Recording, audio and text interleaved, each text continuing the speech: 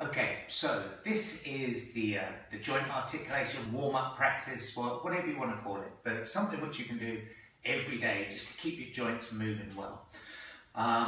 So yeah, the idea of this is if we can take those joints through a full range of motion each day, we can maintain mobility, we can maintain strength within those joints, and as a result, we keep those joints nice and healthy. So we want to try and isolate them with this. So it's as if I was on a couch and I was just articulating joint by joint. To do that, we need to make sure you can isolate a joint. And we're not going to couple two movements together. So for instance, if I'm moving my arm, I don't want my whole body moving around it. So to do that, we do something called a radiation.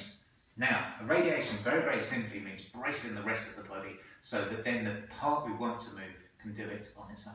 So the way we do this is take a breath down into the stomach, brace it in there, so then you have to end up doing kind of a little bit more of a shallow breath, but keep that tummy tight as if someone's about to give you a little jab to the tummy.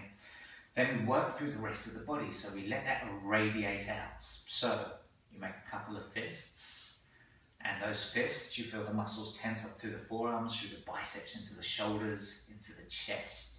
Then if you imagine spreading the floor with your feet, so that then we start to get the muscles in the buttocks, in the thighs, and the calves, all the way down to the feet.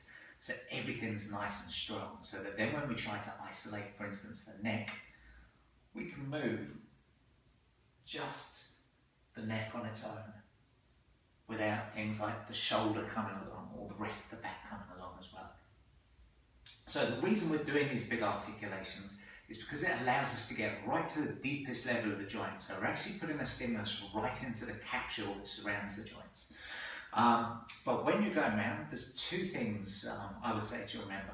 One is while everything's staying strong, you're trying to just nudge a little bit more motion each time. So you can play in the safe zone, or we can nudge a millimetre each time, because we want the body to have to adapt to become a little bit more mobile and flexible. The other thing is, as you're going through the practice, it's also an assessment. So, if for instance, I was taking my neck to the left, I should feel a lovely stretch down the right side of my neck.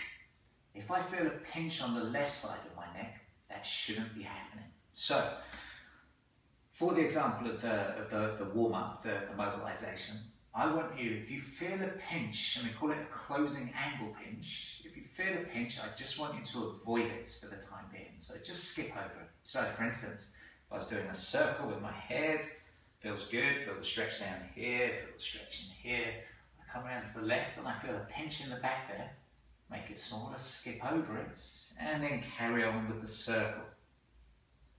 And if we skip over it again, and if after a few days it doesn't clear up, then that's when we need to actually get you in and assess what's going on in their neck. So it's a good way for you to stay on top of your body and work out when perhaps you need a little bit of extra help. So that's pretty much it. If I think of anything else as we go through, we'll chat it. If not, let's start with the neck.